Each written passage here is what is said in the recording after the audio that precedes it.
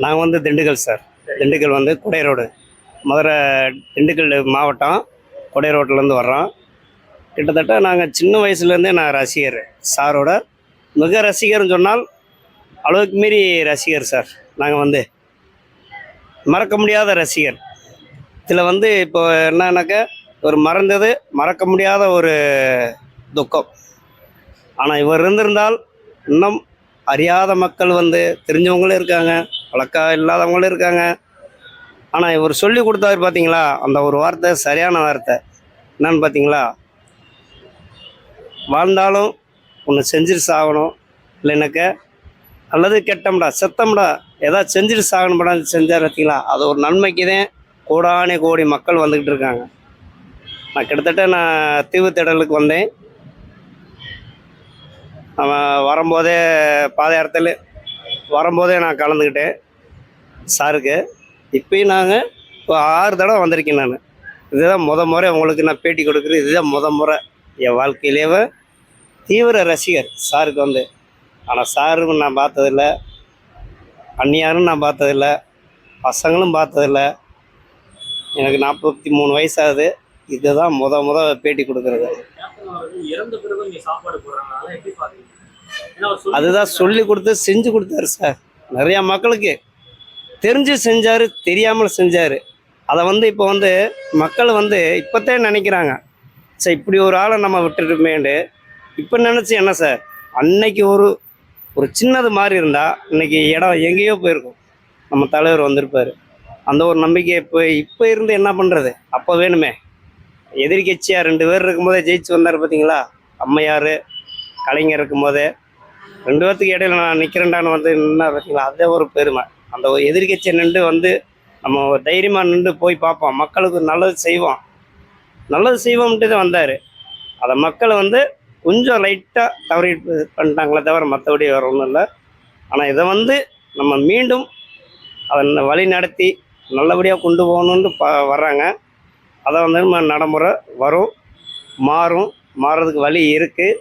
இதை வந்து மக்கள் தான் நமக்கு தேர்ந்தெடுக்கணும். நம்ம தான் தேர்ந்தெடுக்கணும். மக்கள் நம்ம தேர்ந்தெடுக்கணும். நீங்களும் பிரஸ்மேட்டு தானே, இது வந்து இப்போ தானே பேட்டி எடுக்கிறீங்க. இதுக்கு முன்னாடி நீங்கள் வரலையே. அன்னைக்கு வந்து நல்லது, அன்னைக்கே நல்லது செஞ்சுருந்தா, நல்லதை பேட்டி கொடுத்துருந்தா, அன்றைக்கி இதை சார் இப்படி பண்ணுறாரு அப்படி சென்றது தெரிஞ்சிருக்குல்ல. இன்றைக்கி நம்ம இவ்வளோது நம்ம பிரஸ்மேட் எடுக்கிறீங்க, இவ்வளோது பேட்டி பண்ணுறீங்க, எவ்வளோ ஜனம் வர்றாங்க, ஆயிரக்கணக்கான பேர்னு சொல்கிறாங்க. ஆனால் நான் பார்த்தது கோடிக்கணக்கான பேர் பார்த்தேன். எங்கே தீவுத்திடலில் எந்த தலைவருக்கு, எம்ஜிஆருக்கு, ஜெயலலிதா அம்மையாருக்கு கூட நான் பார்த்ததில்லை. பார்த்தது கிடையாது. மேலே சுற்றுச்சு பார்த்தீங்க, கருடன் சுற்றுச்சு பார்த்தீங்களா. கடவுளாகவே மாறிட்டார் சார். எங்கள் கேப்டன், நம்ம கேப்டன் எங்கள் கேப்டன் இல்லை, நம்ம கேப்டன். அப்படி தான் பேசணும். அப்படியே போடுங்க, நான் என்ன சொல்கிறேன்னு அதை பெருசாக அப்படியே போடுங்க, நியூஸில் போடுங்க. நம்ம கேப்டன் 3 கழுகு வந்துச்சு. அதேமாதிரி இங்கேயும் சுற்றுச்சு பார்த்தீங்களா. எந்த தலைவருக்காக சுற்றுச்சா நீங்கள் பார்த்துருக்கீங்களா? இது வரைக்கும் எந்த தலைவருக்காக சுற்றுச்சு பார்த்துருக்கீங்களா? கலைஞருக்கு பார்த்துருக்கீங்களா? அம்மையாருக்கு பார்த்தீங்களா? எம்ஜிஆருக்கு பார்த்தீங்களா? எம்ஜிஆர் நான் பார்த்ததில்லை. எம்ஜிஆர் இப்போ அன்சா நடந்தது.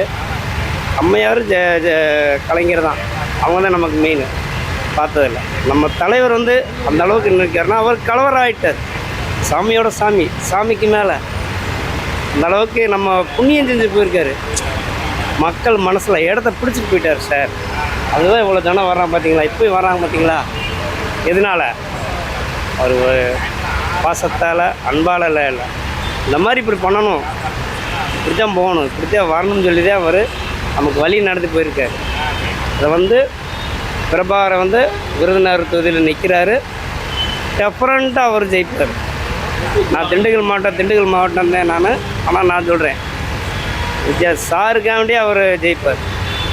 டெஃபரண்ட்டாக நான் சொல்கிறேன், லட்சக்கணக்கான ஓட்டில் ஜெயிப்பார். சார் சொன்ன வார்த்தை. என் பிள்ளைங்க இருக்கிறாங்க, என்னமோ சம்பாதிக்குவாங்க, அவன் என்னமோ ஒரு வழி போவான், ஏதோ ஒரு வழி ஜெயிப்பான்றாரு, பொழைச்சிக்கிடுவான்றாரு. பிறந்தது 2 பேர், 2 பசங்க எப்படி பொழைச்சிக்கிடுவாங்க. எனக்கு ஒரு இடம் இருக்குன்றாரு.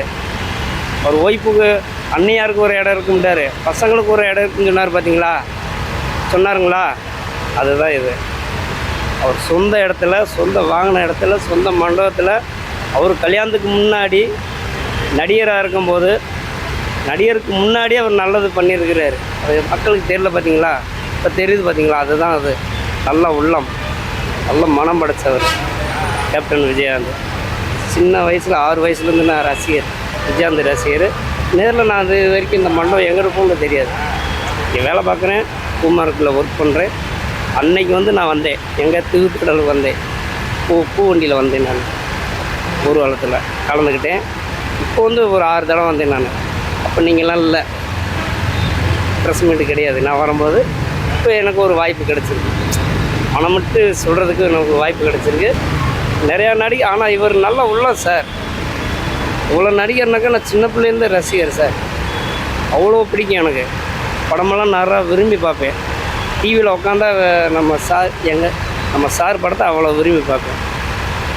அதுக்கு தான் பேர் வச்சார் பாருங்க 2 பசங்களுக்கு, பிரபாகரன். அதுதான் வருது. எந்த நடிகராவது பேர் வச்சாங்க பார்த்தீங்களா? எந்த எம்எல்ஏ எம்பி இருக்கிறாங்க? இந்த இப்போ இறந்தார் பார்த்தீங்களா நடிகர், அவர் பேர் என்ன, இப்போ இறந்தார் பார்த்தீங்களா இப்போ கொண்டாமணி.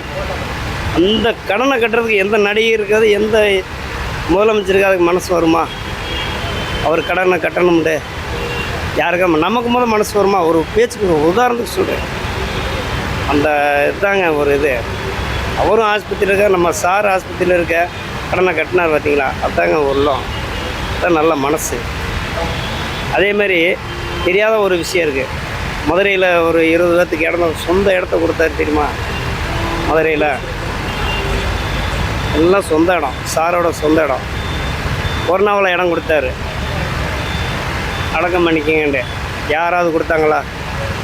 இத்தனை எம்எல்ஏ, இப்போ எம்பி, இவ்வளோ சிஎம் இருக்கிறாங்க, யாருன்னா சொந்த இடத்த கொடுத்துருக்காங்களா?